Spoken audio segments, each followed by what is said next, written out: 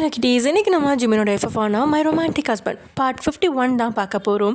So it's must imagine your self. Okay, வாங்க நம்ம வீடியோக்குள்ளே போகலாம். லாஸ்ட் எதில் முடிச்சிருந்தேன் அப்படின்னா, பொறுக்கி என்னடா பண்ணுற, என்ன பண்ணி வச்சிருக்க நீ, என்னடி அப்படின்னதும் அவளோட இதில் நறுக்குன்னு கடிச்சு வச்சதை பார்த்து அவள் கோபமாக கேட்க, நீ என்னடி பண்ண கொஞ்ச நேரத்துக்கு முன்னாடி அப்படின்னு கேட்குறான் ஜேகே. அதான் சொன்னானே, அன்னைக்கு நீ கொடுத்ததா திருப்பி கொடுத்தேன்னு. அதை இப்போ நான் புதுசாக கொடுத்தேன்டி அப்படின்னு சொன்னவன் அவளோட கையை பிடிக்க போக அவளோட கையை பின்னுக்கு இழுத்துட்டவ. என்னடா பண்ணுற அப்படின்னு கேட்க அவனோ தன்னோட அத்தனை பற்களும் தெரிய சிரிச்சவன், அப்பாடி ஃபைனலாக ஒத்துக்கிட்ட, நீயோ என்ன லவ் பண்ணுறேன்னு. அது நான் எப்போ இதோ இப்போ உன்னை நான் பிடிக்கலன்னு சொன்னதும் எவ்வளோ கோவம் வருது உனக்கு அப்படின்னு செவந்திருந்த அவளோட மூக்கை பிடிச்சி ஆட்டினவன், இவ்வளோ அளவா என் மேலே வச்சுக்கிட்டு நான் உன்கிட்ட கெஞ்சி கெஞ்சி கேட்கும் போதெல்லாம் ஏண்டி விலகி போனா, இப்போ நான் விலகி போனா நீயே வந்து ஒட்டிக்கிற, என்னதாண்டி உன்னோட கணக்கு அப்படின்னு ஜேக்கி கேட்க அவள் எதுவுமே பேசாமல் அமைதியாக நிற்க அவளையே 5 நிமிஷத்துக்கு மேலே பார்த்துட்டு இருந்த ஜேகே அவள் எதுவும் பேசாமல் அமைதியாக கீழே குனிஞ்சபடியே நிற்கிறத பார்த்து இது காலேஜ் அப்படிங்கிறதையும் உணர்ந்து, சரி சாரா, ஈவினிங் வெளியே போகலாம், காலேஜ் முடிஞ்சதும் வீட்டுக்கு போயிடாதா, உனக்காக பார்க்கிங்கில் வெயிட் பண்ணுறேன், என்னை வெயிட் பண்ண வைக்காமல் சீக்கிரம் வந்துடணும், ஓகே அப்படின்னு அவளோட கன்னத்தை மெதுவாக கிள்ளிட்டு ஜேகே போக அவன் கிள்ளுனா தன் கன்னத்தை பிடிச்சபடியே திரும்பி அவனை பார்க்க அவனும் ஆடிட்டோரியம் கதவு வரைக்கும் போயிட்டு திரும்பி இவளை பார்த்து கண்ணடிச்சு அவளுக்கு பாய் சொல்லி 2 விரலில் ஒரு ஃப்ளைன் கிஸையும் அவளுக்கு கொடுத்துட்டு அந்த ஆடிட்டோரியத்தை விட்டுட்டு போகிறான். சாராக்கு உண்மையில் அதிர்ச்சியாக தான் இருக்குது, நம்மளா இப்படி நடந்துக்கிட்டோம் அப்படின்னு. ஆமாம், ஏதோ ஒரு வகையில் அவனுக்கு அவளோட காதலை உணர்த்தி ஆயிடுச்சு. இனி இதை எப்படி சமாளிக்கிறது அப்படின்னு அவளுக்கும் தெரியல. அதே நேரத்தில் அவன் இன்னொரு பொண்ணுக்கிட்ட சிரித்து பேசுகிறத பார்க்கவும் அவளோட மனசு இடம் கொடுக்கல. ஒரு பொருளை தானும் தொடமாட்டேன், யாரும் தொடவும் கூடாது அப்படின்னா அது எப்படி முடியும்? அந்த ஒரு நிலையில தான் சாரா இருக்கா. அவள் ஜேகே கிட்ட காதலை சொல்லணும் அப்படின்னு நினைக்கல, ஜஸ்ட் கீதா கிட்ட ஜேகே லவ் பண்ணுறான் அப்படிங்கிறத மட்டும் உணர்த்த தான் வந்தா. ஆனால் ஜேகே அவகிட்ட அலட்சியமாக நடந்துக்கிட்டதை பார்த்து அவளுக்கு உள்ளுக்குள்ள ஒரு வெறியே வந்துருச்சு. அவன் என்ன தானே லவ் பண்ணுறான், அதை தைரியமாக அவகிட்ட சொல்கிறதுக்கு என்ன அப்படிங்கிற ஒரு நினப்பு. இதோ அவன் நினச்சது போலவே கீதா முன்னாடியே அவன் காதலிக்கிறத சொல்லி ஆயிடுச்சு. ஆனால் அவன் தன்னை தான் காதலிக்கிறான் அப்படிங்கிற உண்மையை கீதா எப்படி எடுத்துக்குவா அப்படின்னு தான் புரியல. அடுத்தடுத்து என்ன செய்யணும் அப்படின்னு யோசிக்க கூட முடியாமல் அங்கேயே சோர்ந்து உட்காந்துட்டா. அதே சமயம் இங்கே நீங்கள் ஹாஸ்பிட்டல்லேருந்து ரிப்போர்ட்டை வாங்கிட்டு காரில் ஏறினதும் வாங்கிட்ட உண்மையை சொல்லிடலாம் அப்படின்னு தான் பார்த்தீங்க. ஆனால் அவனும் வெளியே சாப்பிட்டுட்டு உங்கள் வீட்டுக்கு போகலாமா அப்படின்னு கேட்டதும் அவங்களுக்கும் ஒரு ஆசை அவன்கிட்ட விளையாடி பார்க்க. நீங்களும் சரின்னு சொல்லிட்டீங்க. அவனும் நீங்களும் ஒரு சைவ ஹோட்டலுக்கு போய் சாப்பிட அங்கே பார்சல் வாங்கிட்டு இருந்த டேயை பார்த்ததும் முகம் மலர்ந்து நீங்களோ டே அப்படின்னு தன்னை மறந்து சத்தமாக கூப்பிட்ற. அதுக்கப்புறம் பக்கத்தில் இருந்த ஜிமினை பார்க்குறீங்க. ஜிமினோ கண்களை விரித்து உங்களை பார்த்தவன் அமைதியாக உட்காந்துட்ருக்கான். உங்களோட குரல் கேட்டதும் டே பார்சலை கையில் வாங்கிட்டு உங்கள் பக்கத்தில் வந்தவன், ஹே வயன் எப்படி இருக்க, பார்த்து இவ்வளோ நாளாச்சு அப்படின்னு சொன்னவன் உங்களோட மேடிட்ட வயிற்றை பார்த்து எத்தனை மாதம் அப்படின்னு கேட்குறான். 5 மாதம், இப்போ தான் செக்கப் ஸ்கேன்லாம் போயிட்டு வரோம். ஓ அப்படின்னு சொன்னவன் பக்கத்தில் இருந்த ஜிமினை பார்த்து சின்ன தலையசைப்பு. இது வரைக்கும் 2 பேத்துக்கும் சுமூகமான நிலை அப்படிங்கிறது வந்தது கிடையாது. அன்னைக்கு சண்டை இட்டதோடு சரி. டேக்கும் ஜிமின் மேலே கோவம் தான், ஆனால் உங்களுக்காக அதை பெரிய விஷயமா எடுத்துக்காமல் மறந்துட்டான். அதுக்கப்புறம் 2 பேரும் சந்திக்கிற நிலைமை வரல. இதோ இப்போ தான் சந்திக்கிறாங்க. டே அவங்களுக்குள்ள ஒரு சுமூகமான உறவு வரதான் விரும்புகிறான். அதனால தலையை அசைக்க ஜிமின் அழட்டிக்காம அவனுக்கு தலையசைப்பே பதிலாக கொடுக்குறான். அப்புறம் டே காலேஜ்லாம் எப்படி போகுது, என்னாச்சு, ஏதோ ப்ராப்ளம்னு சொன்னேன், அதுக்கப்புறம் காலே பண்ணல. சாரி, என்னாலையும் கால் பண்ண முடியல, நானும் கொஞ்சம் பிஸியாகவே இருந்துட்டேன். ப்ரெக்னென்சி டைம் இல்லையா, அதனால கொஞ்சம் சிரமமாக தான் இருக்குது, அதனால தான் கால் பண்ண முடியல, தப்பாக நினச்சிக்காதா. ஹே வயன், இந்த அளவு நீ பேசணுன்னு அவசியமே இல்லை, ஐ அண்டர்ஸ்டாண்ட் அப்படின்னு சொன்னவன் ஜிமின் பக்கத்தில் இருக்கிறத பார்த்து தயக்கமாக உங்ககிட்ட லக்ஷ்மியை பற்றி பேசாமல் தவிர்க்க உங்களுக்குமே இன்னும் அந்த விஷயத்தை பற்றி ஜிமின் கிட்ட பேசாதால வெளிப்படையாக கேட்க முடியாமல் மென்னு முழுங்கிட்டு இருக்கீங்க. சரியா அந்த நேரம் அப்படின்னு பார்த்து ஜிமினுக்கு கால் வர ஜிமினும் ஃபோன் பேசிட்டு வரேன் அப்படின்னு உங்ககிட்ட சைகை காட்டிட்டு உங்கள் 2 பேர்த்துக்கும் கொஞ்சம் தள்ளி நின்று பேச ஆரம்பிச்சிட்டான். இதுதான் சான்ஸ்ன்னு நண்பர்கள் 2 பேருமே கொஞ்சம் ஃப்ரீயாக பேச ஆரம்பிச்சிட்டாங்க. சாரி டே, அக்கா கிட்டே என்னால் எதுவுமே பேச முடியல, எனக்கு வீட்டிலேயே ஏகப்பட்ட டென்ஷன், இவ்வளோ நாள் என் புருஷனையே பிரிஞ்சு தான் இருந்தேன், என் புருஷன் என் பக்கத்தில் இல்லைன்னா எனக்கு ஒன்றுமே ஓடாது, யாரை பற்றியுமே யோசிக்க முடியல அப்படின்னு உணர்ச்சி வேகத்தில் நீங்கள் பேச. ஹேய் கூல் வயன், எனக்கு புரியுது, நீ எந்த ஒரு விஷயத்தையும் சீரியஸாக எடுத்துக்கிட்டு தான் எனக்காக பண்ணுவ, எனக்கு தெரியும். இந்த விஷயத்தில் இன்வால்வ் ஆகாமல் இருக்கேன்னா இது கொஞ்சம் சிக்கலானது, அது எனக்கும் புரியுது. அதனால் இதில் நீ எதுவும் பண்ண வேணாம், நான் பார்த்துக்கிற விட. இல்லாட்டே நான் கண்டிப்பாக உங்ககிட்ட ஹெல்ப் கேட்பேன். ஆனால் இந்த விஷயம் நீ சொல்லி லட்சு வீட்டுக்கு தெரியறதை விட நான் சொல்லி லட்சு வீட்டுக்கு தெரிஞ்சால் தான் கரெக்டாக இருக்கும். என்னடா அன்னைக்கு என்னமோ அவ்வளோ வெக்ஸான மாதிரி பேசினா, இன்னைக்கு என்ன லட்சுன்னு அப்படியே உருகிற? லவ்வர்ஸ்குள்ளே சண்டை வரது சகஜம்தான், இதெல்லாம் பெரிய விஷயமா சொல்லிட்டு இருக்கா? ஓ, கதை அப்படி போகுதோ? அப்படின்னு சிரிச்சவன், உங்ககிட்ட ஒரு விஷயம் சொல்லணும் வயன், ஆனால் அதை எப்படி சொல்கிறதுன்னு தான் தெரில. வாயால் தான். காமெடியா? அதை ரசிக்கிற மூடில் நான் இப்போ இல்லை. நான் சொல்கிற விஷயத்த நீ எப்படி எடுத்துப்பட தெரில அப்படின்னு சொன்னவனோட பார்வை ஜிமினை தொட்டு போகுது. கவலைப்படாத, அவர் ஃபோன் எடுத்தால் இப்போதைக்கு வைக்க மாட்டார். அதுவும் இல்லாமல் நம்ம ஃப்ரீயாக பேசணுன்னு தான் எந்திரிச்சு போயிருக்காரு. நீ சொல்லு. அது எனக்கும் லட்சுக்கும் கல்யாணம் ஆயிடுச்சு அப்படின்னு டே சொல்ல, வாட் அப்படின்னு கத்துற நீங்கள் உட்காந்துட்டு இருந்த சேர்லேருந்து எழுந்து அதிர்ந்து அவனை பார்க்குறீங்க. ஃபோன் பேசிகிட்டு இருந்த ஜிம்மின்னு திரும்பி உங்களை பார்த்தவன் அதுக்கப்புறம் பார்க்காத மாதிரி திரும்பிக்கிட்டான்.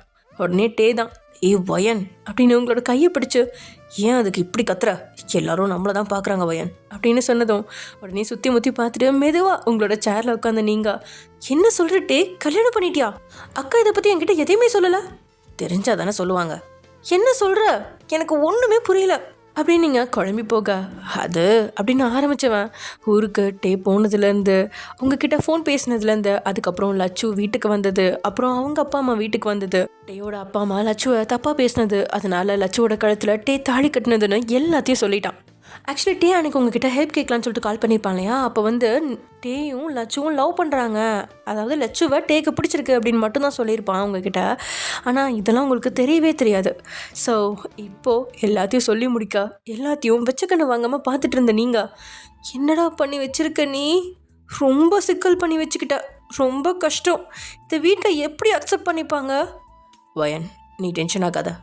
அது இப்போதைக்கு கல்யாணம் ஆனதை சொல்ல வேணாம், ஜஸ்ட் லவ் பண்ணுறோன்னு மட்டும் சொல்லுவோம். லூசா அட்டை, நீ உங்கள் வீட்டில் இந்த அளவு எதிர்ப்பு இருக்கும்போது நீ எதுக்கு அவ கழுத்தில் தாலி கட்டின? என்னை என்ன பண்ண சொல்கிற வயன்? எனக்கு அந்த நேரத்தில் வேறு எதுவுமே தோணலை. ஆண்டி ஏன் இப்படிலாம் பேசினாங்க? இன்னுமே என்னால் நம்ப முடியல. அவங்களும் அப்படிலாம் பேசினாங்கன்னு. அவங்க எவ்வளோ ஸ்வீட்டாக பேசுவாங்க அப்படின்னதும் அதோட காரணம் டேக்கு மட்டும்தானே தெரியும் அப்படிங்கிறதால தான் அம்மாவை அந்த நேரத்தில் கீழே அவங்கக்கிட்ட பேச விரும்பாதவன், என்ன பண்ண சொல்கிற, எல்லாம் நடந்து முடிஞ்சிருச்சு, இனிமேல் நடக்க போகிறது தான் பார்க்கணும். நீ சொல்கிற விஷயத்த ஜீரணிக்கவே எனக்கு டைம் எடுக்கும்டா. இதில் எதை எப்படி சரி பண்ணுறதுன்னு எனக்கு ஒன்றுமே புரியலட்டே. ஏய், நான் தான் சொன்னேன்ல, உன்னோட ஹெல்ப் வேணும்னா மட்டும் நான் கேட்குறேன்னு. நீ ஏன் எதையும் பண்ண வேணாம். நான் என் மைண்டில் ஒரு பிளான் போட்டு வச்சுருக்கேன், அதுபடி நான் ப்ரொசீட் பண்ணிக்கிறேன். ஓகே? என்னவோ பண்ண, ஆனால் இப்படி நீ கல்யாணம் பண்ணுவேன்னு நான் நினச்சி கூட பார்க்கலட்டே. என்ன பண்ணுறது, எல்லாம் விதி. விதி இல்லைடா, நீ செஞ்ச சதி. ஹோய், அப்புறம் எனக்கும் கல்யாணம் ஆயிடுச்சு. என் ஒய்ஃப் முன்னாடியே இப்படி போடா வாடான்னு பேசாத, அவளுக்கு அதெல்லாம் பிடிக்காது அப்படின்னு டே உங்களை சீண்ட. அவனை ஒரு கேவலமான லுக்கு விட்டு நீங்கள், அதுவே ஒரு புள்ள பூச்சி லவ் பண்ணி கல்யாணம் பண்ணிவிட்டு என்ன பூச்செண்டி கட்டுறியா? அதுவும் இல்லாமல் நான் உன்னை மரியாதையாக தான் பேசுவேன், நீ தான் ஃப்ரெண்ட்ஸாக இருக்கலாம், வா போன்னு பேசுன்னு சொன்னேன். ஸ்டார்டிங்கில் சாரு சாந்துன்னு தானே உங்ககிட்ட பேசினேன். ஆமாம், நீ என்னோடய ஃப்ரெண்டாக இருக்கணும்னு நினச்சேன். சார்னு சொன்னால் உனக்கும் எனக்கும் நிறைய வயசு டிஃபர் ஆகிற மாதிரி இருக்கும், ஃப்ரீயாக பேச முடியாது, அதான். ஆனால் நீ இந்தளவு முன்னேறி வாடா போட நிலைமைக்கு வருவேன்னு தெரிஞ்சிருந்தா அப்படின்னு நீங்களும் அவனை முறைக்க, ஒன்றும் இல்லை அப்படின்னு டே சொல்லிட்டு இருக்கும்பொழுதே முகத்தை உருன்னு வச்சுபடி உங்கள் பக்கத்தில் வந்து உட்காரான் ஜிமின். இதுக்கு மேலே இவன்கிட்ட பேசிகிட்டு இருந்தோம், அவ்வளோதான், நம்ம புருஷன் கைமா போட்டுருவார் அப்படின்னு மனசில் நினச்ச நீங்களோ கண்களால் அவன்கிட்ட ஏதோ பேச வரும்போதே டே எழுந்து, சரி ஓகே வயன், எனக்கு டைம் ஆகிடுச்சு, நான் போயிட்டு வரேன் அப்படின்னு உங்ககிட்ட சொன்னவன் ஜிமினை பார்த்து மறுபடியும் தலையசைப்பு, அவ்வளோதான். ஆனால் இந்த முறை ஜிமின் பதிலுக்கு தலையசைக்கல. பின்னா இத்தனை நாள் கழிச்சு என் கூட வரா, இது மாதிரி ஒரு தடவையாவது சிரித்து பேசினாலா, இவன்கிட்ட மட்டும் என்ன அப்படி ஒரு சிரிப்பு அப்படின்ற பொறாமல் இருக்க தானே செய்யும். சாப்பிட்டு முடிச்சு வழியை வேற எங்கேயாவது போகலாம் அப்படின்னு தான் ஜிமின் நினச்சான். ஆனால் உங்களோட முகத்தை பார்த்தாலே உங்களோட டயர்ட் தெரியுது, அதனால் வேற எங்கேயும் போகாமா வீட்டுக்கு போகலாமா அப்படின்னு மட்டும் உங்ககிட்ட கேட்ட நீங்களும் சின்ன தலையசைப்பா அவனுக்கு பதிலாக தர வண்டியை ஸ்டார்ட் பண்ணுவேன். மற்றவங்க கிட்ட மட்டும் சிரித்து பேசு, நான் கேட்டதுக்கு வாயை திறந்து கூட பதில் சொல்லாத அப்படின்னு பொரியா. ரைட்டு, சைத்தா சைக்கிளில் வருது அப்படின்னு நினச்சிக்கிறீங்க. ஜிமினா உங்ககிட்ட அப்படி பேச சுத்தமாக விரும்பல. ரொம்பவே கஷ்டப்பட்டு தன்னோட கோவத்தை அடக்கிக்க தான் பார்க்குறான். ஆனால் அது எப்படியோ வெளிப்பட்டுருது. உங்ககிட்ட அப்படி பேசிட்டு தன்னையை தான் திட்டிக்கிறான். ஆனால் அவன் பேசுனதுக்கு உங்ககிட்ட எந்த பிரதிபலிப்பும் இல்லை, அமைதியாக இருக்கீங்க. ஆனால் மனசுக்குள்ள தேவையில்லாமல் ஜிமினை டென்ஷன் பண்ணிட்டோம். இப்போ தான் கொஞ்சம் நார்மல் மூடுக்கு வந்தார். திரும்ப நானே டென்ஷன் பண்ணிட்டேன். 2 வார்த்தை பேசிட்டே அப்படியே அமைச்சு வச்சுருக்கணும். அவரை வெயிட் பண்ண வச்சுட்டு அவன்கிட்ட பேசினது தப்பு தான் அப்படின்னு உங்களுக்கு மைண்ட் வைஸ் ஓடிட்டுருக்கு. இனி இந்த ஜிமின் கிட்ட பேசணும், கண்டிப்பாக சண்டை தான் வரும் அப்படின்னு பாய மூடிக்கிட்டீங்க. ஆனால் நீங்கள் அமைதியாக இருக்கிறத பார்த்துட்டு நம்ம திட்டினதுனால தான் அவன் அமைதியாயிட்டா அப்படின்னு அவன் தப்பாக எடுத்துக்கிட்டான். கொஞ்ச நேரம் மௌனத்துக்கு அப்புறம் அந்த மௌனம் பிடிக்காத ஜிமினே, டயர்டாக இருக்கியா அப்படின்னு அக்கறையாக கேட்க அந்த குரலோட வேற்றுமையை புரிஞ்சுக்கிட்டேன். நீங்கள் அவனை பார்த்து ஆமாம் அப்படின்னு சொல்ல, இல்லை அப்படின்னு சொல்ல, அவன் கண்களை மட்டும் பார்த்தபடி இருக்கீங்க. உங்களோட பார்வையை உணர்ந்தவனும் உங்ககிட்ட தான் கேட்குறேன், சொல்லு. என்னை பார்த்தா உங்களுக்கு எப்படி தெரியுது? டயர்டாக இருக்கிற மாதிரி தான் தெரியுது, அதனால தான் கேட்குறேன். ஆமாம், டயர்டாக தான் இருக்கேன். சரி, அப்போது உங்கள் வீட்டில் உன்னை விட்டுறவா? அதுக்குள்ளேயா? வேற என்ன பண்ணணும்? உங்களுக்கு ஓகேவா? என்ன ஓகேவா? இல்லை, என்னை இப்போவே கொண்டு போய் எங்கள் வீட்டில் விடுறது உங்களுக்கு ஓகேவா? ஓகே இல்லைனா என்ன பண்ண போகிற? ஓகே இல்லைன்னா நம்ம வீட்டுக்கு கூட்டிகிட்டு போங்கன்னு சொல்ல போகிறேன் அப்படின்னு நீங்கள் சொன்னதும் வண்டி ஓட்டிகிட்டு இருந்தவன் திரும்பி உங்களை முறைக்க, நான் இப்போ என்ன கோவப்படுற மாதிரி உங்ககிட்ட சொல்லிட்டேன், இப்படி முறைக்கிறீங்க? உன் இஷ்டத்துக்கு வருவ, உன் இஷ்டத்துக்கு போவ. என்ன மனுஷன்னு நினச்சியா இல்லை நீ ஆட்டி வைக்கிற பொம்மை நினச்சியா? இப்போ உங்களுக்கு என்ன பிரச்சனை ஜிமின்? நான் உங்ககிட்ட ஸ்மூத்தாக தானே பேசுகிறேன், ஏன் அடிக்கடி கோவப்படுறீங்க? இனியும் உங்ககிட்ட மல்லுக்கட்ட என்னால் முடியல. இப்போ எல்லாம் நீங்கள் ரொம்பவே கோவப்படுறீங்க. ஒரு உண்மையை சொல்லவா? சொல்லு. எனக்கு என்னோட பழைய ஜிமின் வேணும். உங்களை கோவப்படுத்தவோ இல்லை கஷ்டப்படுத்தவோ நான் இதை சொல்லலை. ஆனால் நான் ப்ரெக்னெண்ட்டாக இருக்கேன்னு எப்போ வீட்டுக்கும் உங்களுக்கும் எல்லாம் தெரிய ஆரம்பிச்சதோ அப்போலேருந்து நான் நிம்மதியாகவே இல்லை. முதல்ல குழந்தைய பெற்றுக்கலாமா வேணாமான்னு நிம்மதி இல்லாமல் இருந்துச்சு. சரின்னு பெற்றுக்கலான்னு முடிவு பண்ணதுக்கப்புறம் ஆக்சிடெண்ட் ஆயிடுச்சு. ஆக்சிடெண்ட் ஆனதுக்கப்புறம் நல்ல வேலை, குழந்தைக்கு எதுவும் ஆகலை. ஆனால் கொஞ்ச நாள் நீங்கள் என்னை புரிஞ்சுக்காமல் இருந்தீங்க. சரின்னு ஓரளவு எல்லாம் சரியாகி வரப்போ எனக்கு ப்ரெக்னென்சி டைம் சிக் வந்து என்னை பாடாக படுத்துச்சு. சும்மா சொல்லக்கூடாது ஜிமின், நீங்கள் என்ன நல்லா பார்த்துக்கிட்டீங்க. ஆனால் நீங்கள் பார்த்துக்கிட்டதில் என்னால் ஃபுல்லாக சந்தோஷமாக இருக்க முடியல. அது உங்கள் வீட்டில் இருக்கிறவங்களுக்கும் பிடிக்காமல் இருந்துச்சு. சரின்னு எங்கள் வீட்டுக்கு போய் கொஞ்ச நாள் நிம்மதியாக இருந்துட்டு வரலான்னு போனால் அங்கேயும் நான் உங்களை மிஸ் பண்ணிட்டு தான் இருந்தேன். அப்பப்போ நீங்கள் வந்தாலும் அது எனக்கு கொஞ்சம் கஷ்டமாக தான் இருந்துச்சு. எஸ், நான் தான் விருப்பப்பட்டு போனேன், இல்லைன்னு நான் சொல்லலை. ஆனால் ஒரு தனியால் உங்களால் என்னை பார்த்துக்க முடியல. அதுதான் உண்மை. எப்போவுமே மாமியார் தான், அம்மாவாக முடியாது. எல்லாமே ஒரே இடத்துல கிடைக்கணும்னு நினைக்கிறது என்னோட தப்பு தான். நான் இப்போ என்னோட ப்ரெக்னென்சி ஜேர்னியை உங்ககிட்ட சொல்லிட்டு இருக்கேன். இவ்வளோ நாள் என்னோட ஜேர்னி இப்படி தான் போச்சு. சரின்னு ஒரு வழியாக இனிமேல் நிம்மதியாக இருக்கலான்னு சொல்லிட்டு என்னோட சிக்கலாம் முடிஞ்சதுக்கப்புறம் உங்கள் வீட்டுக்கு வந்தால் உங்கள் அம்மா அப்படி பேசுகிறாங்க. அதுக்கப்புறம் தனி வீடு வந்து அங்கே எல்லாரும் வந்து பிரச்சனையாகி எங்கள் வீட்டுக்கு கூட்டிகிட்டு போய் இவ்வளோ நாள் நீங்கள் பேசாமல் இருந்து முடியல ஜிமின், என்னால் சத்தியமாக முடியல. நேற்று எங்கள் அப்பா கிட்ட என்னால் இனிமேல் இங்கே இருக்க முடியாதுன்னு தெளிவாக சொல்லிட்டேன். உங்கள் கூட தான் இருப்பேன்னு தைரியமாக பேசிட்டு உங்ககிட்ட வந்து நான் உங்கள் வீட்டுக்கு வருவேன்னு சொன்னால் நீங்கள் என்ன இப்படி பேசுகிறீங்க அப்படின்னு சொன்ன நீங்களோ கண்களை மூடி அந்த சீட்டில் அப்படியே சாஞ்சிட்டீங்க. நீங்கள் பேசவே வண்டியை ஓரமாக நிறுத்திட்டான் ஜிமின். நீங்கள் சொல்கிறதுலையும் உண்மை இருக்க தானே செய்யுது. நீங்கள் எப்போ வயிற்றுல பிள்ளை இருக்குது அப்படின்னு சொன்னீங்களோ அப்போலேருந்து உங்களுக்கு அலக்கலப்பு தான். உங்கள் பக்கத்தில் வந்தவன் உங்களோட கையை பிடிக்க நீங்களோ கண்ணை திறந்து அவனை பார்க்குறீங்க. ஆனால் கண்கள்லேருந்து கண்ணீர் ஓடுது. இப்போ எதுக்கடி அழுகிற? அழுகாமல் இருக்க ரொம்ப ட்ரை பண்ணுற, முடியல. இப்போ நான் என்ன சொல்லிட்டேன்னு நீ இவ்வளோ ஃபீல் பண்ணுற? நான் ஒரு லூஸு. நீங்கள் லூஸு தான். என் மனசை எப்பவுமே புரிஞ்சுக்க மாட்டீங்க. அப்படின்னா உண்மையாகவே உங்கள் அப்பா கிட்ட பேசிட்டியா? நம்ம வீட்டுக்கு போகலாமா அப்படின்னு ஜிமின் எதிர்பார்ப்போட கேட்க சந்தோஷமாக இந்த விஷயத்த சொல்கிறதுக்காக உங்ககிட்ட விளையாடி பார்க்கலான்னு நினச்சேன். ஆனால் என்னை இப்படி அழுக வச்சு இந்த விஷயத்த சொல்ல வைக்கிறீங்கல்ல அப்படின்னு நீங்கள் சொல்ல உங்களோட தவிப்பை தாங்க முடியாது ஜிமினோ. உங்களை இழுத்து தன் நெஞ்சில் புதைச்சிக்க ஒன்றும் வேணாம் அப்படின்னு நீங்களும் அவங்ககிட்ட மல்லுக்கிட்டே அவங்ககிட்ட இருந்து விலக பார்க்க ஜிமினோட முகத்தில் இப்போ தான் புன்னகையை எட்டி பார்க்குது. அதை நீங்களும் பார்க்க தான் செய்கிறீங்க. சாரிடி, கொஞ்சம் பொசசிவ் ஆயிடுச்சு, அதான் உன் மேலே கோவப்பட்டுட்டேன். என்னையும் மீறி காலையிலேருந்து என் கூட வரதானே இது மாதிரி சிரித்து ஒரு நிமிஷம் என்கிட்ட பேசினியா? அப்போ கோவம் வராதா? எனக்கும் வரக்கூடாதா என்ன? பொறாமல் வர மாதிரி நீ தான் நடந்துக்கிட்டா அப்படின்னு உங்களையே அவன் குற்றம் சாட்ட. ஆனால் அவனோட கைகளோ உங்களோட இடையை வளைச்சு அவன் மேலே உங்களோட தலையை சாய்ச்சிட்ருக்கு. நம்ம 2 பேருக்குள்ளே எவ்வளோ பிரச்சனை, ரொம்ப நாளுக்கு அப்புறம் ஒன்றா வரோம். அது எப்படி உடனே சிரித்து பேச முடியும்? ஏன் நீங்கள் பேச வேண்டியது தானே, நான் மட்டும் பேசணுமா? எனக்கும் ஃபீலிங் இருக்க தானே செய்யும். அவன் என்னோட ஃப்ரெண்டு, அவனுக்கும் எனக்கும் எந்த ப்ராப்ளமும் இல்லை, அதனால் சிரித்து பேச தான் செய்வோம். இது உங்களுக்கு பெரிய விஷயமா? என்ன பண்ணுறது, உன் விஷயத்தில் எனக்கு எல்லாமே பெரிய விஷயமா தாண்டி தெரியுது. சரி, என்ன பிரச்சனை என்ன பிரச்சனை அப்படிங்கிற மாதிரி அவனோட மார்பில் சாஞ்சபடி ஏன் நீங்கள் அவனை பார்க்க விருப்பம் இருந்தால் சொல்லலாம். என்ன, எதை பற்றி பேசுகிறீங்க ஜிமின்? எனக்கு ஒன்றுமே புரியல. அது நீ அவன் கூட பேசிகிட்டு இருந்தல, அப்போ நீ கூட ஷாக் ஆகி உட்கார்ந்த இடத்துல இருந்து எந்திரிச்சியே, அதுவா அப்படின்னு ஆரம்பிச்சு நீங்கள் இப்போ சொன்னாலும் நீங்கள் என்ன திட்டுவீங்களே அப்படின்னு நீங்கள் அவனையே பார்க்க. அப்படி என்ன விஷயம்?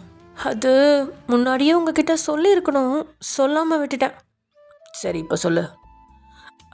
சரவணன் மாமா இருக்காங்க இல்லையா? ஆமாம். அவருக்கு ஒரு சிஸ்டர் இருக்காங்கல்ல, லட்சுஸ்ரீ, எங்கள் காலேஜில் கூட படிக்கிறாங்கன்னு சொல்லியிருக்கேனே. ஆமாம், அந்த பொண்ணை தான் லவ் பண்ணிகிட்ருக்கான். ஏன்னா அப்படின்னு கேட்ட ஜிமினுக்கு உண்மையில் அதிர்ச்சியாக தான் இருக்குது. என்ன சொல்கிற?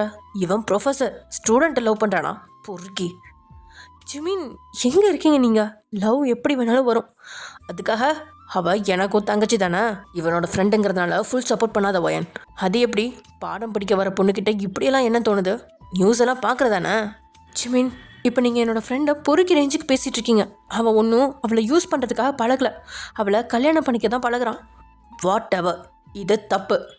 போதும் ஜிமின், இதுக்கு மேலே இந்த விஷயத்தை பற்றி பேச வேணாம். உங்களுக்கு முன்னாடியே அவனை பிடிக்காது, அதனால தான் அவனை நீங்கள் தப்பாக பார்க்குறீங்க.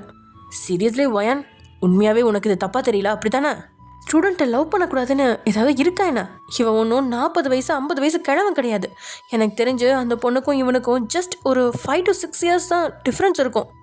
இப்போ என்ன, நமக்குள்ளே இருக்கிற ஏஜ் டிஃப்ரெண்ட்டை குத்தி காட்டுறியா? ஐயோ, நான் எது பேசுனாலும் தப்பு தான் ஜிமின், விடுங்க. என்ன எங்கள் வீட்டிலே கொண்டு போய் விடுங்க, உங்கள் கூட இருந்தால் எனக்கு ப்ரெஷர் தான் ஜாஸ்தி ஆகுது அப்படின்னு கோபம் சொன்ன நீங்கள் அவன்கிட்ட இருந்து விலகி ஜன்னலை பார்த்துபடி ஜன்னலை திறந்து உட்காந்துக்க. பல்ல கடிச்ச ஜிமினோ வண்டியை ஸ்டார்ட் பண்ணி வேகமாக எங்கே போகிறாங்கிறத பொறுத்திருந்து பார்ப்போம். அதே சமயம் இங்கே ஆடிட்டோரியமில் ஜேகே கிட்ட பேசிட்டு வெளியே வந்த சாராவோ கீதாவை தான் தேடுறா. ஆனால் அவள் கிளாஸ்க்கு போய் பார்த்ததுக்கப்புறம் தான் கீதா ஹாஃப் டே லீவ் எடுத்துகிட்டு போயிட்டா அப்படிங்கிற செய்தி கிடைக்குது. உண்மையில் தான் மனசில் இருந்ததை ஜேகே கிட்ட சொல்லிட்டா. ஆனால் அவள் மனசில் நிம்மதியே இல்லை. கீதாவை எப்பயும் கஷ்டப்படுத்தணும் அப்படின்னு அவன் நினச்சதே கிடையாது. முதல்ல கீதா ஜேகே மேலே இருக்க காதலை சொல்லும்பொழுது கூட அவள் ஜேகேவை லவ் பண்ணுறா அப்படின்னு உறுதியாக தெரியாது. அப்படி தெரிஞ்சிருந்தா மொழையிலே கிள்ளி விட்டுருப்பா. நாட்கள் ஆக ஆக தான் அவளே வேண்டாம் அப்படின்னு சொன்னாலும் அவன் மேலே உள்ள விருப்பம் அவளுக்கு புரிய ஆரம்பிச்சுது. அதுவும் அவன் இக்னோர் செய்யும் போது அவன் மனசுல சம்மணம் போட்டு உட்காந்துட்டு இருக்கத உணர்ந்தா. இப்போ அடுத்து என்ன அப்படிங்கிற கேள்விதான் அவளை வண்டா குறைஞ்சிக்கிட்டு இருக்கு. இதுல இவன் வேற சாயங்காலம் பார்க்கிங்ல வெயிட் பண்ண சொல்லியிருக்கான். அதை நினைச்சு பார்த்த சாரா, வெயிட் பண்ணுவோமா இல்லை போயிடுவோமா அப்படின்ற சிந்தனையில் இருந்தவ கிளாஸில் பாடத்தை கவனிக்காமல் பெஞ்சில் தலை வச்சு படுத்தவளுக்கு ஒரே நாளில் எவ்வளோ சோர்வு வந்துருந்துச்சு. காலமும் நேரமும் யாருக்கும் காத்திருக்கிறது இல்லை. அது போல தான் காலேஜும் முடிய பார்க்கிங்கில் ஜேகேக்காக வெயிட் பண்ணிகிட்ருக்கா சாரா. அவளை ரொம்ப நேரம் காத்திருக்க வைக்காமல் சீக்கிரமே வந்தவன் தான் பைக்கை ஸ்டாண்ட்லேருந்து எடுத்து பக்கத்தில் நிறுத்த இங்கே சாராவோ அவளோட ஸ்கூட்டியை ஸ்டார்ட் பண்ணி அவன் கூட போகிறான். அவங்களோட காலேஜ் தாண்டி கொஞ்சம் தூரம் போனதுக்கப்புறம் இருந்த ஒரு காஃபி ஷாப்பில் வண்டி அவன் நிறுத்த சாராவும் வண்டியை நிறுத்திட்டு உள்ளே போக வர அவளுக்காகவே வெயிட் பண்ணிட்டு இருந்தவன் அவள் பக்கத்தில் வந்து கையை பிடிக்க போக தன்னோட கையை பின்னுக்கு இழுத்த சாராவோ அவனை முறைச்சபடி கடைக்குள்ளே போயிட்டா. பட் ஜேகே அதுக்கெலாம் அழட்டிக்கவே இல்லை. தன்னுடைய வழக்கமான மலர்ந்த புன்னகையோட அவள் பின்னாடி போனவன் அவள் உட்காந்துட்டு இருந்த சீட்டுக்கு பக்கத்தில் உட்கார போக சாராவோ அங்கே உட்கார ஜேகே அப்படின்னு அவளுக்கு எதிரில் இருந்த சீட்டை காட்டுறா. நோ ப்ராப்ளம் டாலு அப்படின்னு அவளுக்கு எதிரில் இருந்த சீட்லேயே உட்காந்தவன், ஃபர்ஸ்ட் டைம் இப்படி உங்க கூட காஃபி ஷாப் வந்திருக்கேன், செம்ம ஃபீலாக இருக்குது தெரியுமா? எனக்கு இந்த காஃபி ஷாப் பழக்கம் தான். எனக்கு ஒரு கேப்பச்சினோ, உனக்கு கோல்ட் காஃபி அப்படின்னு அவன் சொல்ல ஓகே அப்படின்னபடி அங்கேருந்து வெயிட்டிட்ட அவங்களோட ஆர்டரை கொடுத்துட்டு அவளையே கொஞ்ச நேரம் பார்த்துட்டு இருந்தவன், எவ்வளோ லவ் சாரா உனக்கு என் மேலே அப்படின்னு அவன் ஆரம்பிக்கா. ஜஸ்ட் ஸ்டாப் இட் ஜேகே, அப்படிலாம் எதுவும் இல்லை. அப்படியா அப்படின்னு சொன்னவனோட பார்வை அவளோட உதட்ட பார்க்குது. அவனோட பார்வையை கண்டு பல்ல கடிச்சவ, ஜேகே இப்போ நம்ம பிரச்சனை முக்கியம் இல்லை, நம்ம 2 பேரால் கண்டிப்பாக கீதா ரொம்ப ஹர்ட் ஆகியிருப்பா. அவள் ஹாஃப் டே லீவ் சொல்லிட்டு போயிட்டா. எனக்கு அதை தான் எப்படி ஹேண்டில் பண்ணுறதுன்னு தெரியல. அவள் என்னோட பெஸ்ட் ஃப்ரெண்டு, அவள் உன்னை எவ்வளோ லவ் பண்ணான்னு எனக்கு தெரியும். லூசா நீ? அவள் என்னை லவ் பண்ணுறேன்னு சொன்ன உடனே என்கிட்ட வந்து சொல்ல வேண்டியது தானே? அப்போவே நான் சொல்லி புரிய வச்சுருப்பேன்ல. எதுக்கு தேவையில்லாமல் பிரச்சனையை இழுத்து விட்டுருக்க? எல்லாமே தெரிஞ்சிருந்தோம். அதுக்கு சாரா கிட்ட எந்த பதிலும் இல்லை. ஆமாம் உண்மைதானே, அவளோட காதலை உணரலை தான். அட்லீஸ்ட் அவனோட காதலையாவது கீதா கிட்ட சொல்லியிருக்கலாமே. அப்படி சொல்லியிருந்தா இப்படி ஒரு கஷ்டத்தை கீதாவுக்கு கொடுத்துருக்க தேவையில்லை. சாரா மனசளவில் வேதனையில் இருக்கா அப்படிங்கிறத அவளோட முகத்தை பார்த்தே உணர்ந்துக்கிட்ட ஜேகே. சரி விடு, மெச்சூரான பொண்ணு தான் அவள், எப்படியும் கீதா சரியாயிடுவா. நாளைக்கு நான் அவகிட்ட பேசணும். நானும் பேசுகிறேன், ஓகேவா? நீ பேசுறியா அப்படின்னு சாரா ஆர்வமாக அவனை பார்க்க. என்ன பேசுவ? என்ன பேசணுமோ அதான் பேசுவேன். நீ கொஞ்சம் சிரியன். எதுக்கு முகத்தை இப்படி உருன்னு வச்சிருக்க? என் நிலமையிலேருந்து பாரு, என் கஷ்டம் உனக்கு புரியும். ஹே சாரா, கீதாவை சரி பண்ணுறது என்னோட பொறுப்பு. அதை என்கிட்ட விடு, ஓகேவா? இப்போ எனக்காக கொஞ்சம் சிரியன். இப்போ உனக்கு அதுதான் முக்கியமா? ஆமாம், எனக்கு இதுதான் ரொம்ப முக்கியம் அப்படின்னு டேபிள் மேலே இருந்த அவளோட கையை அவன் பிடிக்க. ஜிகே ப்ளீஸ், என்னால் இப்போ எதுவுமே யோசிக்க முடியல. என்கிட்ட எந்த கேள்வியும் கேட்காத. நான் தான் எதுவும் கேட்கலையே அப்படின்னபடி அவளை பார்த்தவன். உனக்கு இப்போ குற்ற உணர்ச்சியாக இருக்குன்னு நினைக்கிறேன். ஐ அண்டர்ஸ்டாண்ட் சாரா. உன் மைண்ட் எப்போ ஃப்ரீயாக இருக்கோ அப்போ நான் பேசுகிறேன். பட் நான் என் லிமிட்டோட தான் இருப்பேன். நீ ரொம்ப ரெஸ்ட்ரிக்ஷன் போடாதடி அப்படின்னு அவளோட கையை பிடிச்சிக்கிட்டே அந்த கேப்பச்சினோவை குடிக்கிறான் ஜேகே. ஏனோ சாராவுக்கு ஜேகே மேலே அவ்வளோ நம்பிக்கை. எப்படியும் இந்த விஷயத்த அவன் சரி செஞ்சிருவான் அப்படிங்கிற நம்பிக்கை. அதனால அவன் முகத்தில் ஒரு சின்ன தெளிவு தெரிய ஜேகேவை பார்த்து ஒரு வித நிம்மதியோட தான் வீட்டுக்கு போகிறான். அதே சமயம் இங்கே டே ரூம்ல இருந்து கோவமாக போன லட்சுவோ அவனே பேசுவான் அப்படின்னு எதிர்பார்க்க. ஆனால் இங்கே டேயோ ஒரு மெசேஜ் ஒரு கால் கூட செய்யலை. கிளாஸ் ரூம் வந்தவனும் முன்னாடி மாதிரி அவளை பார்க்காம நார்மலாக மற்றவங்கள பார்த்து லெசன் நடத்திட்டு போயிட்டான். இது லட்சுக்கு தான் கொஞ்சம் ஏமாற்றமாக இருக்குது. அவர் தானே தப்பு பண்ணாரு, நான் கோவமாக இருக்கேன்னு தெரிஞ்சும் என் கூட பேச மாட்டாரா அப்படின்னு மனசளவில் கேள்வி எழுப்பினவ அவனை விட்டு ஒதுங்கியே இருக்க. டேயும் லட்சுவை டிஸ்டர்ப் பண்ணல. லட்சுவும் போய் அவன்கிட்ட பேசல. இப்படியே அந்த ஒரு வாரம் போக அடுத்து சனி ஞாயிறு லீவ் விட்டுட்டாங்க. வெள்ளிக்கிழமை வரைக்கும் அவனே பேசுவான் அப்படின்னு எதிர்பார்த்தவளுக்கு ஏமாற்றம் தான். ஒரு பார்வை கூட பார்க்கல. என் மேலதான் தப்பா? அப்படி நான் என்ன தப்பு செஞ்சுட்டேன்? அவர் தானே தப்பாக நடந்துக்கிட்டாரு, இப்போ அவரே பேசாமல் இருக்காரு அப்படின்னு மனசில் போட்டு குழம்புன லட்சுவுக்கு அதுக்கு மேலே பொறுமை இல்லை. வெள்ளிக்கிழமை நைட்டு எல்லாரும் சாப்பிட்டு தூங்கினதும் தன்னுடைய ரூமுக்கு வந்தவ ஃபோனை எடுத்து வாட்ஸ்அப்பில் அவனுக்கு வீடியோ கால் பண்ண. அன்னைக்குன்னு அவன் அக்கம் பக்கத்தில் இருக்கிற குட்டீஸ்க்கு டியூஷன் எடுத்துகிட்ருக்கான். அவங்களெல்லாம் அனுப்பிட்டு சமையல் பண்ணி சாப்பிட்டு முடிக்க டைம் ஆயிடுச்சு. எல்லாத்தையும் கழுவி க்ளீன் பண்ணிவிட்டு அவனோட ரூமுக்கு டயர்டாக வந்தவன் அப்படியே பெட்டில் சாஞ்சிட்டான். அப்போ தான் அவனோட மொபைல் ரிங் ஆகுது. எழுந்திரிக்காமல் கையை மட்டும் நீட்டி ஃபோனை எடுத்து யாருன்னு பார்க்க முகத்தில் புன்னகை. அவனும் லட்சுக்கிட்ட பேசல தான். அதுக்காக இவனுக்கு கோவம்லாம் இல்லை. யோசிச்சு பார்த்தா அவனாக போய் பேச அவனுக்கு எந்த ஒரு தடையும் இல்லை தான். ஆனால் அவன் மேலே தப்பு இருக்கா அப்படின்னு ஆராய்ஞ்சு பார்க்குறான். இது மாதிரி அவன் மற்றவங்க கிட்ட நடந்திருந்தா தப்பு. ஆனால் லட்சுக்கிட்ட அவன் அப்படி உணர்ச்சி வசப்பட்டது இயல்பு தானே. இப்போ மன்னிப்பு கேட்டு இது மாதிரி நடக்காது அப்படின்னு அவனால் கண்டிப்பாக சொல்ல முடியாது. இன்னும் அவளை நெருங்க தான் செய்வான் வரும் நாட்களில். அதனால இதில் தான் மேலே தப்பு இல்லை. அவளே இதை உணரணும் அப்படின்னு தான் அவனும் அவளோட போக்கிலேயே அவளை விட்டு பிடிக்கிறான்.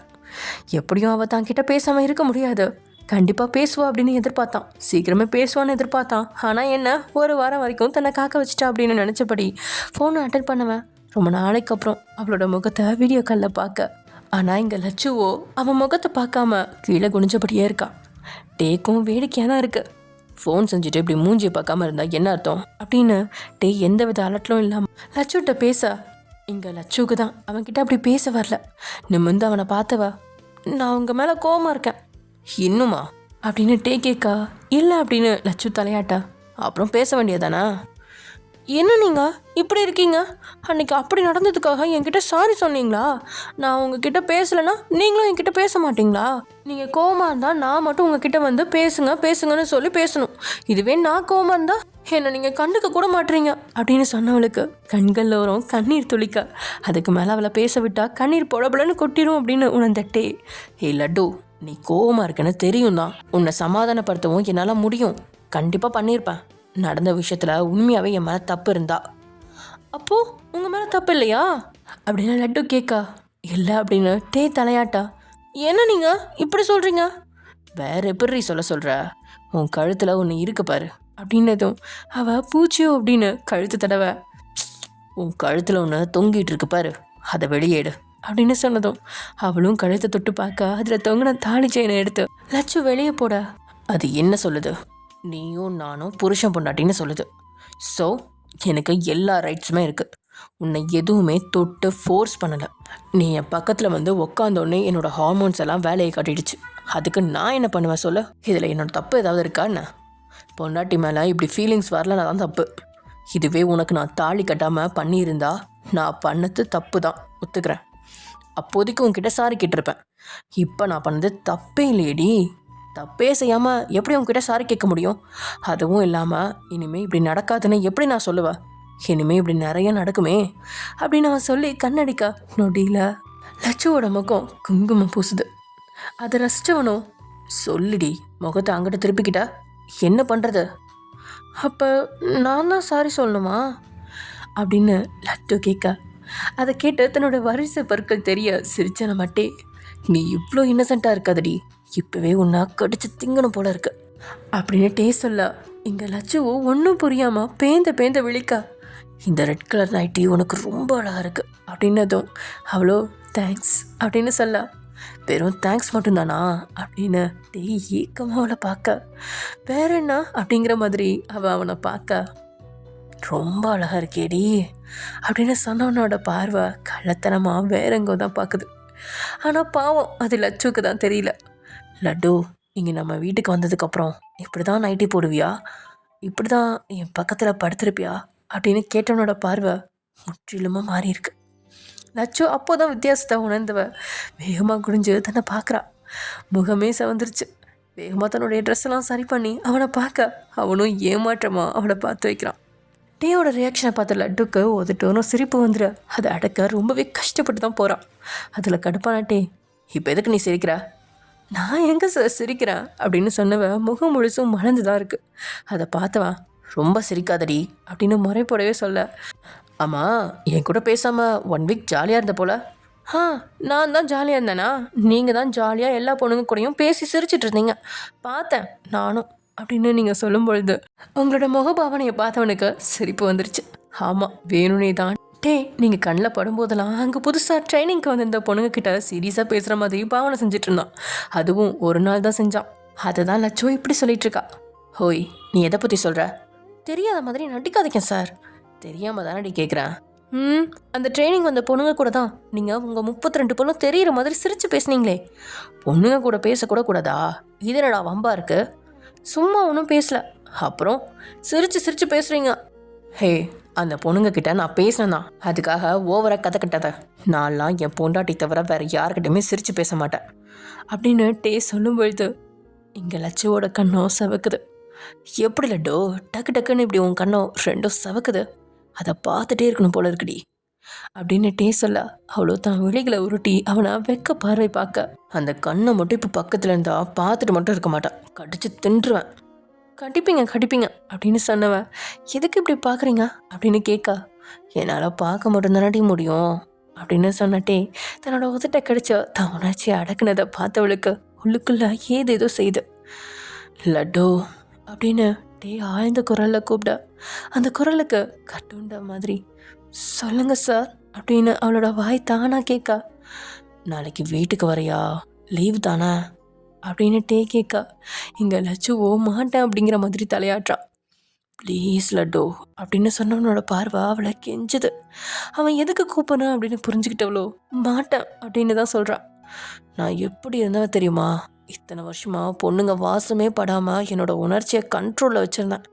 ஆனால் உன்னை பார்த்ததுக்கப்புறம் தாண்டி என் கண்ட்ரோலே டோட்டலாக மிஸ் ஆகுது. அதுவும் உனக்கு தாலி கட்டினதுக்கப்புறம் சுத்தம். நான் என்ன சொன்னாலும் என் மூளை என் பேச்சை கேட்கவே மாட்டேங்குது லட்டு. நாளைக்கு வாடி அப்படின்னு டே கெஞ்ச, அவன் எதுக்காக கூப்பிட்றான் அப்படின்னு தெரிஞ்சுக்கிட்ட லட்சுவோ முடியாது அப்படிங்கிற மாதிரி அவனை பார்க்க, அவனும் ஏமாற்றமா போடி அப்படின்னு சொல்லி ஃபோனையும் கட் பண்ணிட்டான். இங்கே லட்சுவோ மறுபடியும் அவனுக்கு கால் பண்ணி, ஏன் காலை கட் பண்ணீங்க அப்படின்னு கேட்க, ஐ கான்ட் கண்ட்ரோல் லட்டு, இதுக்கு மேலே பேசினா நான் தப்பாக பேசுவேன், பரவாயில்லையா அப்படின்னு டே கேட்க, லட்சு தான் விழிகளை விரிச்சு, இப்படியெல்லாம் அவன் பேசுவானா அப்படிங்கிற மாதிரி அவனை பார்த்துட்ருக்கா. ஆமாடி, இதுக்கு மேலே நீ என்கிட்ட பேசினா ரொம்ப தப்பாக பேசுவேன். உன்னை பார்க்க உள்ளுக்குள்ள அப்படியே வெறி ஏறுதுடி. நான் காலை கட் பண்ணுறது தான் உனக்கு நல்லது. அப்புறம் அப்படி பேசிட்டேன் இப்படி பேசிட்டேன்னு திரும்ப என்கிட்ட சண்டை போடுவேன் அப்படின்னு சொல்லி டே லட்சுவை பார்க்க, இங்கே லட்சுவோ பதில் எதுவும் பேசாமல் அமைதியாக இருக்கா. என்னடி எதுவும் பேசாமல் பார்த்துட்டே இருக்கா, ஃபோனை வைக்கவா அப்படின்னு அவன் மனசே இல்லாமல் லட்சுட்ட கேட்க, அவனோட பலமான மூச்சு காத்தோட சத்தம் அவள் காதில் கேட்குது. அவளும் சின்ன வயசு தானே, அவனோட பேச்சு அவளோட உணர்ச்சியை தூண்டிகிட்டு இருக்கா. அவனுக்கு பதில் சொல்ல முடியாமல் தவிச்சிட்ருக்கா. அவளுக்கும் அவன் வேணும், அவன் அருகாமல் வேணும், அவனோட சின்ன சின்ன சீண்டல்கள் வேணும், அதுவும் அவனோட அந்த இதழ் முத்தம். அதை நினச்சாவே ஜிவ்வனு ஏறி முகம்லாம் சூடு ஏறிடுது. வேணும், இப்போ ஏன் அந்த முத்தம் வேணும் அப்படின்னு லட்டுவுக்கு மனசில் ஆசைகள் மழை விட்டுட்டுருக்கு. அவனும் அவளை ஏக்கம் தீர்ற வரைக்கும் பார்த்தவன் இது சரிப்பட்டு வராது அப்படின்னு ஃபோனை வைக்க போக, நான் நாளைக்கு வீட்டுக்கு வரவா சார் அப்படின்னு அவன் ஃபோனை வைக்கும் பொழுது லட்சு கேட்க பட்டுன்னு நிமிந்து அவளை ஆச்சரியமாக பார்த்தவன், ஹே என்னடி சொன்ன அப்படின்னு கேட்குறான். அவ்வளோ ஒரு வித வெக்க சிரிப்போட கீழே குனிஞ்சு அவன் பார்வையை தவிர்க்க, விளையாடாமல் சொல்லு லட்டு, உண்மையாக வீட்டுக்கு வரையா? எத்தனை மணிக்கு வரா? வந்தால் நாளைக்கு ஃபுல்லாக என் கூட தான் இருக்கணும். நான் அப்படி இப்படி தான் இருப்பேன், இப்போவே சொல்லிட்டேன். நாளைக்கு நீ என்னோட பொண்டாட்டியை மட்டும்தான் இருக்கணும், வேறு எந்த எண்ணமும் உனக்கு இருக்கக்கூடாது. உங்கள் அண்ணா அண்ணி அப்பா அம்மா எல்லாரையும் மறந்துடணும். என்னோட பொண்டாட்டி மட்டும்தான் நாளைக்கு இருக்கணும். நான் என்ன பண்ணாலும் எதுவும் சொல்லக்கூடாது லட்டு, ஓகேவா? நாளைக்கு வரியா அப்படின்னு அவன் அடுக்கடுக்க ஆர்டர் போட்டுக்கிட்டே இருக்கா. அதுக்கு மறுப்பு சொல்ல பிடிக்காதவளோ மெதுவாக தலையை மட்டும் ஆட்டுறா. ஆனால் அவனை நிமிந்து பார்க்கல. ஏய் உண்மையாக தான் சொல்கிறியா அப்படின்னு அவன் உள்ளுக்குள்ளே குஷியாகி துள்ளலோட அவகிட்ட கேட்க, இங்கே லட்டுவோ அதுக்கும் தலையாட்டி, ஆனால் லிமிட்டா அப்படின்னு அவன் சொல்லும் பொழுதே அவளோட உதட்டியே பார்த்தவன், லிமிட்டா உன் லிப்பை கடிச்சிக்குவா லட்டு அப்படின்னு சொன்னதும் லட்சு வேகமாக ஃபோனை அவன் முகத்துலேருந்து எடுத்துட்டான். ஏய் லட்டு எங்கடி போனா? ஓய் லட்டுக்குட்டி அப்படின்னு அவன் அவன்கிட்ட உருகிட்டு இருக்கா. அவளுக்கு அப்படிதான் வெக்கம் வந்து தொலைக்குது. என்னடி கொஞ்சத்துக்கு கூட முகத்தை காட்ட மாட்றா?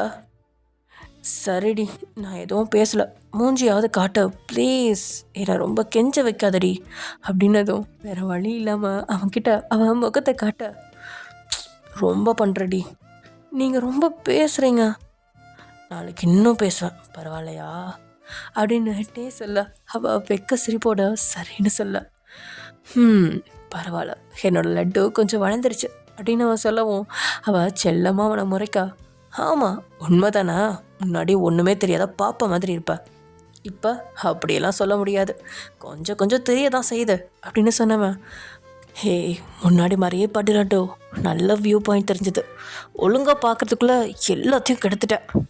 சார் போதும், நாளைக்கு தான் வீட்டுக்கு வரேன்னு சொன்னேன்ல, நீங்கள் இன்றைக்கே தப்பாக பேசுகிறீங்க. ஹே நான் என்ன சொன்னேன், இதுக்கு மேலே என்கிட்ட பேசினா தப்பாக தான் பேசுவேன்னு சொன்னேன்ல, நீ தான் கேட்காம என்கிட்ட பேசிகிட்டு இருக்க, ஃபோனை வைக்கவான்னு கேட்டாலும் விட மாட்ற. எனக்கு உண்மையாலே ஆச்சரியமாக இருக்குது, காலேஜில் பார்த்தா அந்த சிடுமூஞ்சிட்டே சார் அவர் தானே இது அப்படின்னு லட்சு ஆச்சரியமாக கேட்கா. அதுக்கு புன்னகையை மட்டும் பதிலாக கொடுக்குறான். எனக்கே ஆச்சரியமாக தாண்டி இருக்கு, என்னோட எக்ஸ்பெக்டேஷனுக்கு ஆப்போசிட்டான கேரக்டர் தெரியுமா நீ? ஏன்னா ஆமாம், எனக்கு நல்ல ப்ரில்லியண்ட்டான எல்லாருக்கிட்டையும் ஜோவியெல்லாம் பழகணும், அப்படிப்பட்ட பொண்ணு தான் பிடிக்கும். இப்போ இருக்க மாடர்ன் ட்ரெண்டுக்கு ஏற்ற மாதிரி ஒரு பொண்ணை தான் மேனேஜ் பண்ணிக்கணும்னு நினச்சேன். அதனால தான் எங்கள் அம்மா பார்க்குற பொண்ணு எல்லாம் வேணான்னு சொல்லிட்டு வந்தேன். அவங்கெல்லாம் அவங்க டேஸ்ட்டுக்கு தகுந்த மாதிரி பார்த்துட்டு இருந்தாங்க. ஆனால் எனக்கே ஆச்சரியமாக இருக்குது, எப்படி நான் எதிர்பார்த்ததுக்கு ஆப்போசிட்டான மேலே எனக்கு இந்தளவு அட்ராக்ஷன் வந்துச்சுன்னு எனக்கு தெரியல, லவ் வந்துச்சுன்னு தெரியல, எந்த பாயிண்டில் அவங்ககிட்ட விழுந்தேனோ எனக்கு தெரியல. நம்ம 2 பேரும் லவ்வை முதல்ல நமக்குள்ளே சொல்லிக்காமலே வீட்டுக்கு தெரிஞ்சு கல்யாணம் ஆயிடுச்சுல லட்டு. நீ சொல்லு லட்டு, உனக்கு என் மேலே எப்போ லவ் வந்துச்சு? உண்மையாக சொல்லணுன்னா தெரியல சார், உங்கள் கூட முதல்ல பேசி பழகும்போது கொஞ்சம் பயமாக இருந்துச்சு, அதுக்கப்புறம் கொஞ்சம் என்கிட்ட சிரித்து பேச ஆரம்பிச்சிங்க, அப்போவே உங்கள் கண்டா ஏதோ டிஃப்ரெண்ட் தெரிஞ்சுது, அது என்னென்னு என்னால் கண்டுபிடிக்கவே முடியல. உங்கள் கூட பழக பழக உங்களை எனக்கு ரொம்ப பிடிச்சது.